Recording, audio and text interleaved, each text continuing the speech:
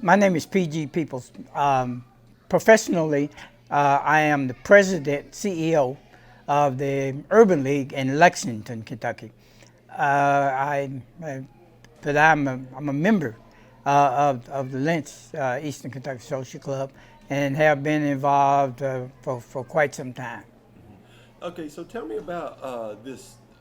Tell me about your experience with the social club coming up and the reunions Okay. as you were a young man coming up and getting out into the world. Oh, okay. First of all, I want to express, the deep pride that I take in being a native of Eastern Kentucky, um, being from here in Lynch. Uh, you've heard this saying about it takes a village. Um, Lynch, Lynch truly was a village that that, that raised us, and we bonded. And as evidenced by the fact that we are 49 years into this Eastern Kentucky Social Club networking, and we're still connecting, that says something about the foundation that our parents gave us and about the love and appreciation that we all have for each other growing up. The Eastern Kentucky Social Club has kept our history alive. And any unit that loses its history, yeah, that's catastrophic. So the Eastern Kentucky, as I said, Social Club has kept our history alive, has kept us connected. I come back here every Memorial Day, just to get. It's my fix that I get, that gets me ready to go the rest of the year, because I get here and I spend so much time with my friends and see people, and then we do Memorial, Labor Day, at some site. I think where we're on our way to this year, St. Louis. Looking forward to that. Looking forward to that. Um, Eastern Kentucky Social Club networking has bound us together forever. First of all, let me say that I wouldn't trade it for anything, any life in the world. Um, that was I mentioned earlier, the bountiful love that you got. Lynch, this building we're sitting in now, where I started first grade. Education was paramount. Uh, our parents, our teachers, our clergy uh, just insisted that we make education the number one issue in our lives. And that was the basis of everything. In fact, today, I wish there were more emphasis on education, as much as we had then. So education was very important. The sports life here in Lynch. Look around these walls, you see all kinds of photos of high school sports. Took a lot of pride in here in this building as being a pirate. Growing up, you envied and admired the older guys who were already playing sports, and look forward to the day that you could don the blue and gold. So that's all part of that phenomena of and that loving connection that we all had growing up. Um, Anybody in the neighborhood, any adult in the neighborhood, could chastise you if you were out of order. There was tremendous respect for our elders. Tremendous respect for our elders. And it truly was a village. It truly was a village. Growing up in Lynch was just The other thing that I recall so much about my growing up here was my teenage years and college years. There was a tradition here in Lynch where our parents, and I applaud them for having the vision that they wanted us to know that there was a world outside of the confines of these mountains. So most black teenagers would go away during the summer, Cleveland, Detroit, Chicago, and stay with a relative, sister, brother, uncle, aunt. And that gave you that contributed to your growth and development. I would go to Brooklyn, New York, from the time I was 15 till I graduated from college and live with my brother or my sister. Can you believe that leaving Lynch, Kentucky with a small population, that at 15, 16, I was working as a messenger boy, Midtown Manhattan,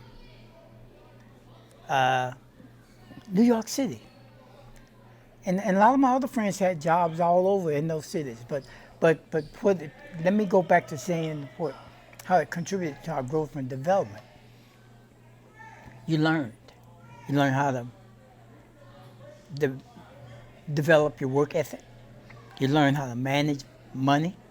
You learn how to respect other people's property, because if you're living with your brother, sister, uncle, or aunt, you learn to go by the rules that govern their house. Oh. And it was a support to your parents back home, because you couldn't make enough money in the summer to buy your school clothes. And if you were in college, I paid my tuition right out of what I did, the work I did every summer. And that's the reason I applaud our parents. All of us applaud our parents for having the vision to send us away, to do that and contribute to our own growth and development. Phenomenal. It goes back to how we were raised. Growing up, we loved this place. And there's just the magnetism of coming back and seeing and being with people who you genuinely care about, who you genuinely love, people who you know got your back and will be there for you. Unconditionally will be there for you. That's the magic of it. Well, I guess the reunion plays a couple of roles. One, it brings everybody together, and then there are planned social events that around. Well, you have discos, you have a formal dinner, dance. You have a speaker who's usually astute and eloquent and articulate, who can bring you a message that's based on our upbringing and relevant to today's life.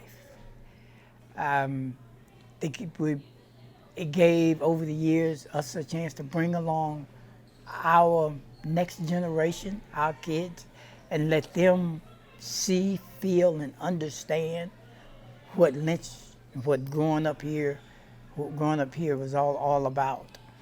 It was a permanent connector. That's what it was. It's just that bonding that I've touched upon throughout. It's that caring. It's that loving support that we have for one another. The reunion, what the reunion does is just connects that and keeps it alive. I guess I would go back to say, as I did earlier, it's unconditional. I went to school. Yeah, I went to school here, first grade through 11th grade. And the last class to graduate from here was 1963. I was a junior that year. We integrated 63, 64. So I was part of the first class that integrated. I was a senior in the first class that integrated. I'll tell you what it was like here in this building. I think earlier I mentioned how much value was placed on getting a good education those first 12 years. Discipline. You know, there was no nonsense. You know, teachers here insisted that you were respectful and that of them, that you were respectful of your elders, and that you were respectful of one another, that you valued that education and that you listened and that you learned. So that was the core, quite frankly, of what we were and what we all became, because of the value placed on education and the strong values placed on being on discipline that the teachers handed out. And back then, you were punished for being out of order. And it usually didn't take but one time. Sometimes it didn't take any. You would get in line based on what you knew somebody else went through.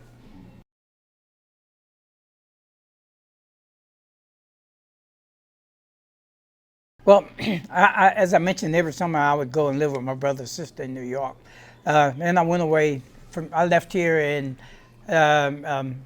I graduated from high school in '64. In 1960, they opened the community college here in Cumberland. So I was one part of that early group that attended Southeast Community College. I graduated from Southeast Community College in '66. Then went on to the University of Kentucky. I graduated from the University of Kentucky in 1968. Taught in the Fayette County Public Schools for one semester. Volunteered with the Urban League, which had just opened in Lexington in 1968. 1969, I came to work for the Urban League. Here I am. I'm 49 years later. I'm still working with the Urban League in Lexington. Being able to help people. And it's not that I am helping. It's, God has put me in a position to have the kind of resources to help other people. The other thing is I had no doubt that I understand why I am where I am today, and that is because of the foundation that was placed under me here in Lynch. I stand on the shoulders of those teachers there. Things that, the way I look at it, things that we do professionally reflect on them. So we take pride in representing in a way that would make them proud.